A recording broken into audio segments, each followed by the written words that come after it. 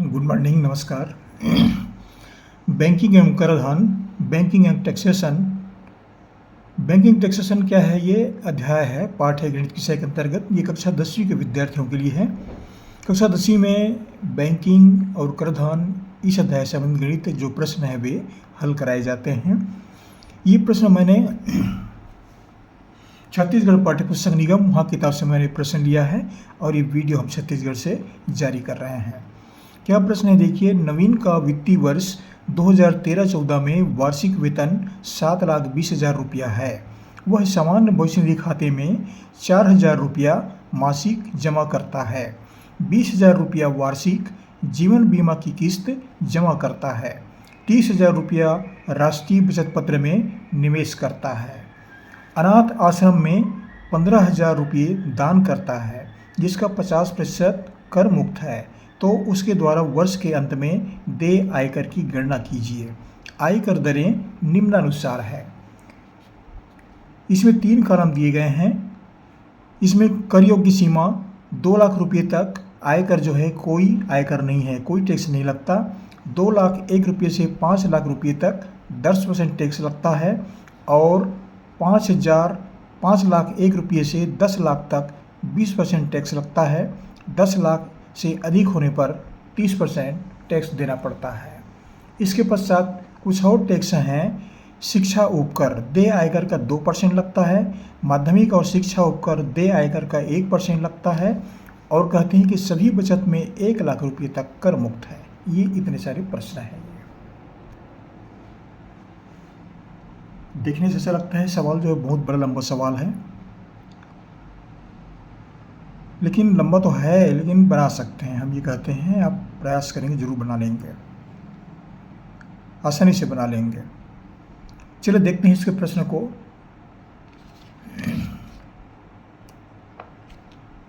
क्या कहते हैं? नवीन का, हम प्रश्न फिर पहले आते हैं। नवीन का वित्तीय वर्ष 2013-14 में वार्षिक वेतन 7,20,000 रुपये है। इसको पहले लेते हैं। 7,20,000 रुपया इसको ले रहे हैं।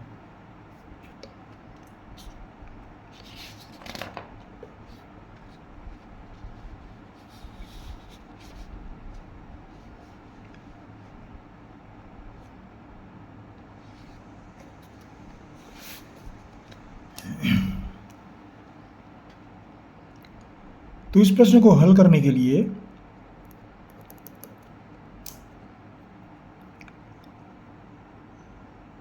नवीन का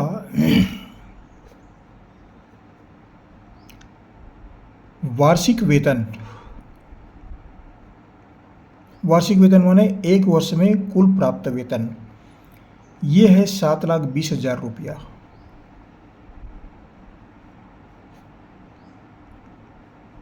इतना वेतन 1 वर्ष में प्राप्त करता है, 12 माह मिला करके। अब देखिए यहाँ पर सामान्य भविष्य निधि,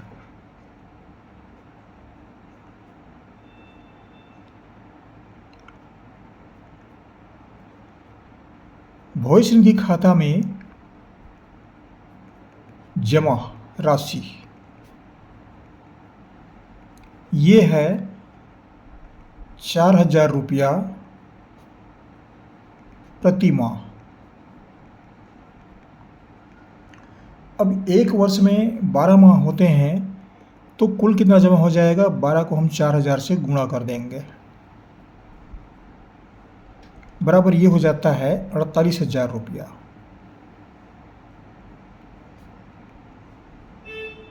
ये सामान्य भविष्य निधि खाते में जमा होता है।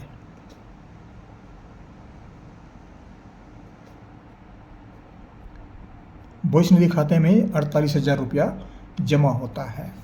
इसके पश्चात कहते हैं कि 20,000 रुपया वार्षिक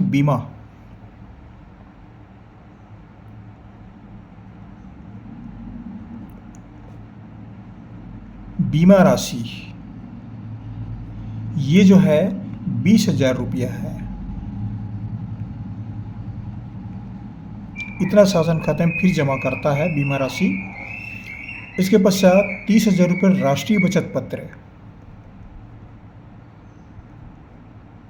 राष्ट्रीय बचत पत्र में वह नवीन जो है कुल 30,000 रुपये जमा करता है। अब देखिए यहाँ पर कुल जमा कितना हो गया, इसको पहले निकाल देते हैं। बराबर ये 3 शून्य है, जैसे एक तरह से लिख लेते हैं इसको, और ये 8 का 8 और 3 2 5 4 9, ये कुल जमा राशि है।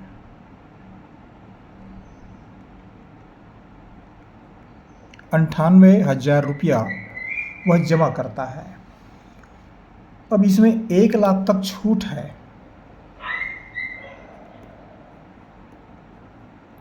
1 लाख तक छूट है ये, तो 7,20,000 में 7,20,000 इसमें 98,000 को घटा देते हैं। ये सीधा घट जाएगा क्योंकि ये जमा कर चुका है शासन खाते में। तो ये यहाँ पर कितना बचा, 0 1 2 3 और 10 में 8 गया, 10 में 8 गया 2, इसके पश्चात यहाँ पर बचा 1, 11 में 9 गया 2 और यहाँ पर बचा 6,22,000 रुपया इतना बचता है। अब इस राशि का क्या हुआ, आगे फिर क्या कहते हैं, प्रश्न को फिर लेते हैं हम। 20,000 रुपया ये सामान्य बचत खाते में 4,000 रुपया, इसका हिसाब हो गया। 48,000 रुपया होता है कुल। 20,000 रुपया वार्षिक जीवन बीमा, ये भी हो गया। 30,000 रुपये राष्ट्रीय बचत पत्र, ये भी हो गया। यहाँ तक पूरा हो गया। अनाथ आश्रम में 15,000 रुपये दान करता है। अब इसको लेते हैं। अनाथ आश्रम में 15,000 रुपये दान करता है, जिसका 50% कर मुक्त है। 50% राशि कर मुक्त है, उसको लेते हैं।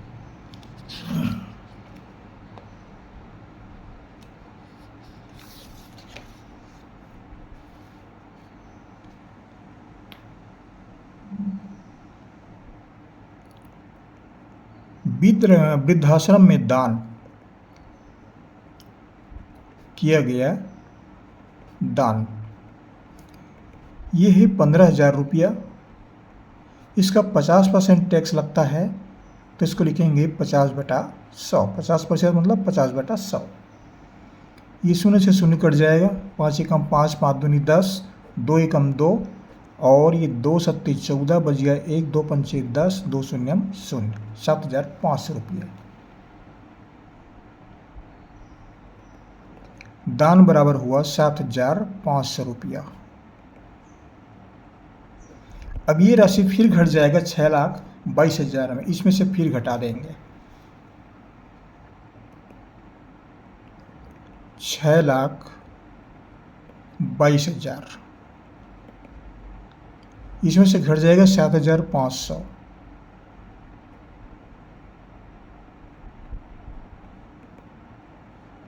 7,500 घट जाएगा, ऋण चिन्ह कर देते हैं। ये 2 शून्य है, 2 शून्य को नीचे उतारते हैं। 10 में 5 गया 5 और यहाँ पर आ गया 11, 11 में 7 गया 4 और यहाँ बचा 1 और यहाँ बचा 6,14,500 रुपया। ये क्या है,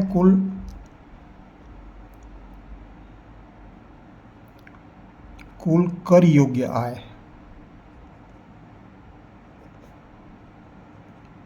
इतने पर टैक्स लगेगा 6,14,500 रुपये। अब यहाँ तक हो गया। फिर कहते हैं प्रश्न में हम फिर आते हैं। प्रश्न को देखना पड़ेगा यहाँ से। इसको लेते हैं, ये 2 लाख रुपये तक कोई कर नहीं, तो इसी से 2 लाख रुपये घट जाएगा। फिर कहते हैं 5 लाख 1 से 2,01,000 से 5,00,000 रुपये तक 10%।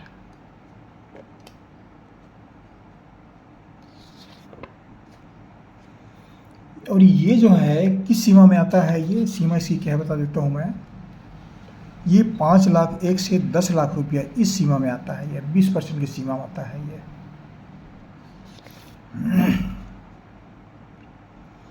अब ये 6,14,500 है, तो इसमें पहला है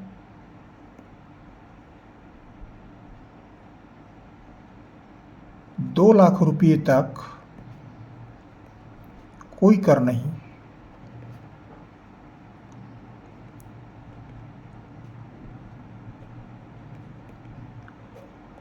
हम 5,00,000 तक पहले हिसाब कर रहे हैं।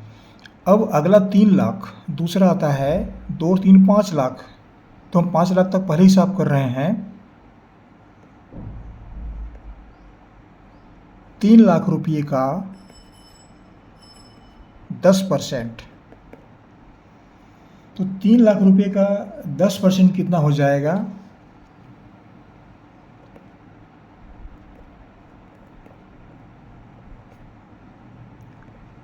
का जगह में गुणा और 10% मतलब 10/100।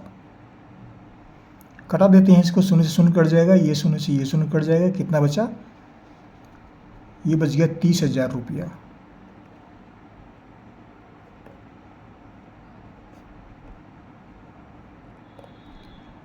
अब ये 5,00,000 तक हिसाब हुआ है, यहाँ तक हिसाब 5,00,000 का है, यहाँ कितना है? 6,14,500। तो इसमें घटा के देखते हैं कितना बच गया।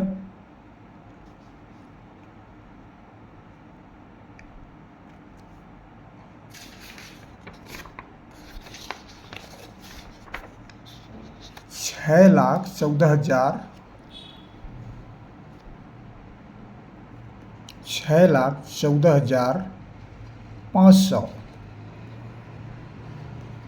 इतनी राशि है। इसमें ये 5,00,000 तक हमने हिसाब कर दिया, टैक्स वगैरह।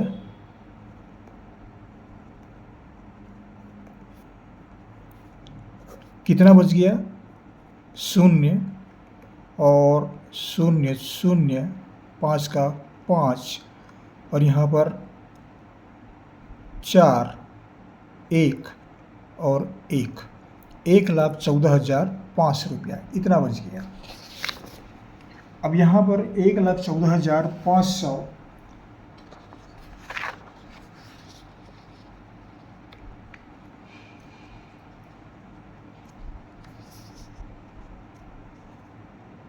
1,14,500 रुपये, इसका लगेगा 20%। तो 20% कितना होता है? 1,14,500 का जगह आप रखेंगे गुणा, और 20% मतलब होता है 20/100। 20% माने 20/100। ये 0 से 0 कट जाएगा, और ये 0 से ये 0 कटा देते हैं। अब कितना बचा? 1,14,50 मतलब 11,450 गुणित 2 बराबर 2 0 0, 2 पंची 10 का 0 हासिल आया, 1 2 4 8 और 1 9, 2 एकम 2 और 2 एकम 2, 22,900 रुपया। अब ये हिसाब किताब हो गया टैक्स का। अब कितना कितना टैक्स लगा?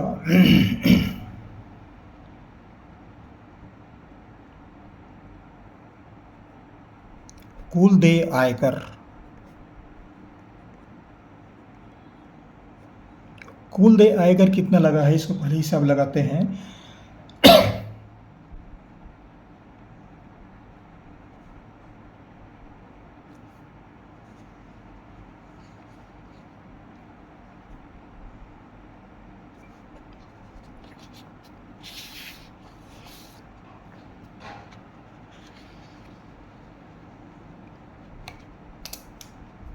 ये पहले लगा 30,000 रुपया, इसको हिसाब करेंगे, और दूसरे में 22,900, इसको हिसाब करेंगे।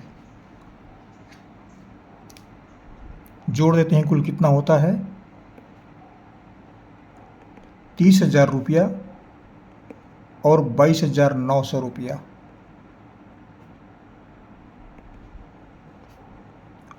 दोनों को मिलाकर कुल कितने रुपये होते हैं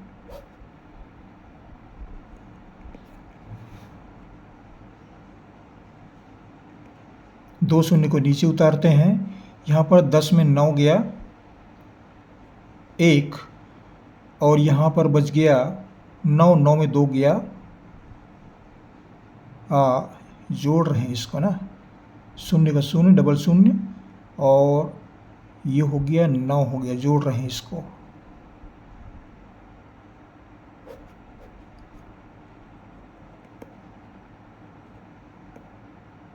शून्य शून्य 9 2 और 3 2 5, 52,900 रुपया। ये 52,900 रुपये क्या है, कुल देय आयकर है। ये कुल देय आयकर। अब इसमें फिर क्या बोलते हैं आगे प्रश्न में, इस प्रश्न को फिर लेते हैं हम। ये प्रश्न देखिए, इसको यहां तक हिसाब किताब हो गया। अब कहते हैं शिक्षा उपकर देय आयकर का 2%, इसको लेते हैं। शिक्षा उपकर देय आयकर का 2%। पहला शिक्षा उपकर, ये है देय आयकर का 2%। अब देय आयकर क्या है, ये देय आयकर है 52,900 रुपये। इसका 2% लगेगा। 52,900 का के जगह में रखेंगे गुणा और 2% मतलब होता है 2/100। ये 2 शून्य से 2 शून्य कट गया। अब सीधा गुणा करते हैं इसको। 2 या 18 का 8 हासिल आया 1, 2 दूनी 4 और 1 5, 2 पंचे 10, 1,058 रुपया। ये 1,058 रुपया क्या है,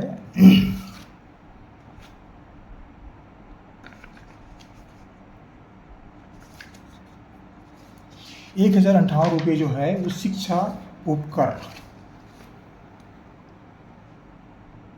अब दूसरा लेते हैं, दूसरा कौन सा, इसको दिखा देते हैं हम। इसको लेते हैं, ये तो हो गया माध्यमिक और शिक्षा उपकर देय आयकर का 1%।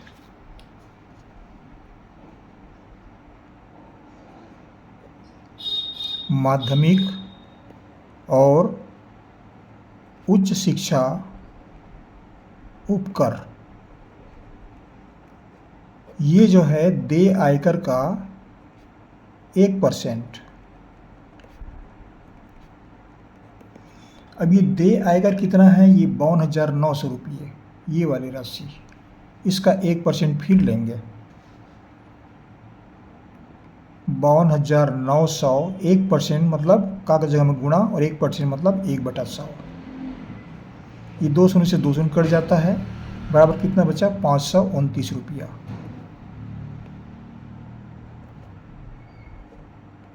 अब ये पूरा हिसाब किताब हो गया।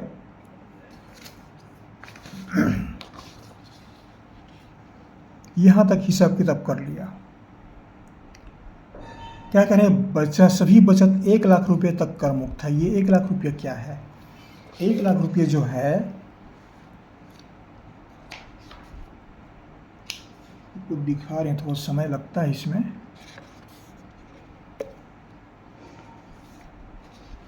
ये 98,000 रुपया।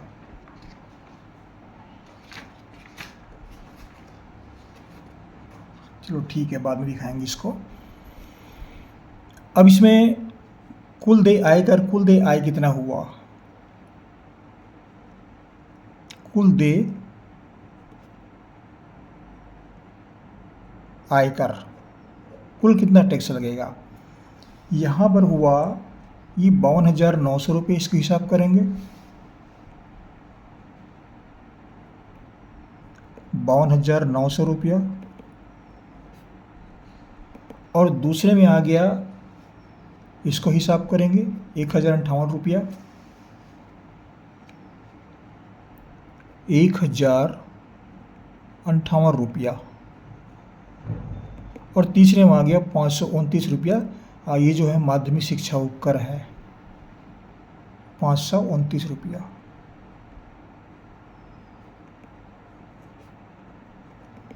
तीनों को जोड़ देते हैं, ये कुल इतना आयकर लगेगा,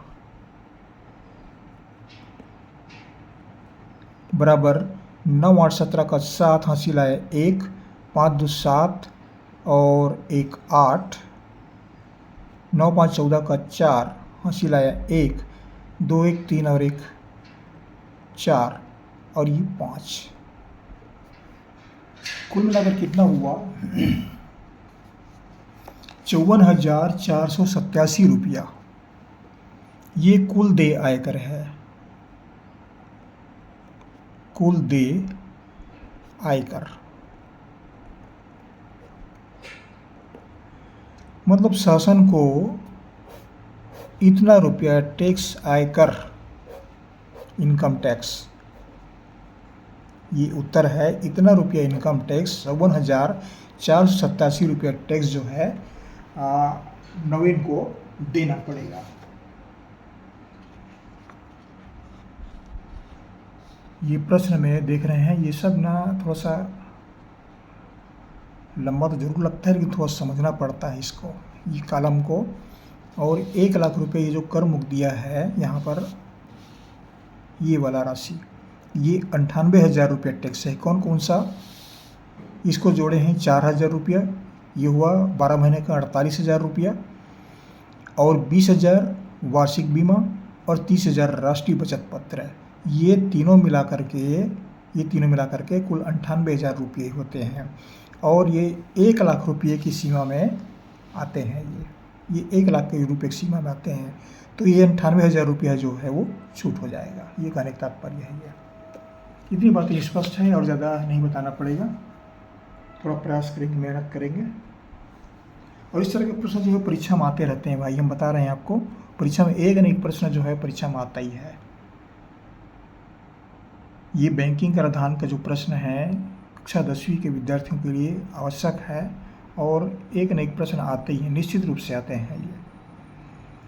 तो थोड़ा मेहनत करिएगा, प्रयास करिएगा। हमने अपनी ओर से आपको बताने का प्रयास किया कि जिस ढंग से बता सकें, क्योंकि इसमें समय तो लगता है। हम थोड़ा जल्दी किए हैं भाई, नहीं तो बहुत समय लग जाएगा। पूरी एक पीरियड 40 मिनट का होता है ना, पूरा लग जाएगा इसमें।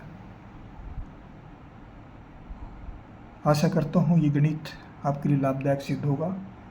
जहाँ से पढ़ रहे हैं जरूर कमेंट कीजिए, कहाँ से पढ़ रहे हैं थोड़ा बताया करें भाई आप लोग। हम स्कूल में पढ़ रहे हैं, हम इस जिले में पढ़ रहे हैं, सर तो बताते हैं, हमको भी अच्छा लगता है। बताया करें, कमेंट्स लिख दिया करें। आपके कमेंट्स हमारे पास सीधे पहुँचते हैं। जो भी विद्यार्थी हमारा ये चैनल देख रहे हैं, सब्सक्राइब जरूर कर दीजिएगा। थोड़ा चेक कर लिया करें आप लोग सब्सक्राइब हुआ कि नहीं, लाइक भी कर दिया करें। आपको हमारी से शुभकामनाएं, पढ़ते रहिए, आप अपने जीवन में खूब उन्नति करिए, पढ़ते रहिए, हम ये कहते हैं आपको। ये हमारी आशाएं हैं और आपको हम धन्यवाद देते हैं। अगले वीडियो में फिर मुलाकात होगी, फिर पढ़ेंगे। आपके लिए एक नए वीडियो लेकर के आएंगे हम। आपको हमारी ओर से बहुत बहुत धन्यवाद। फिर आगे मिलेंगे हम।